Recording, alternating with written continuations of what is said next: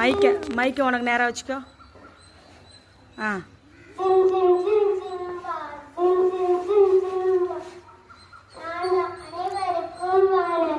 மைக்கை இன்னும் வாய்க்கிட்ட வை.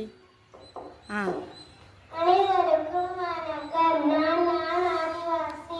நான் பழைய கற்காலத்தில் காடுகளில் குகைகளில் மரப்பொந்துகளில் வாழ்ந்து வந்தேன்.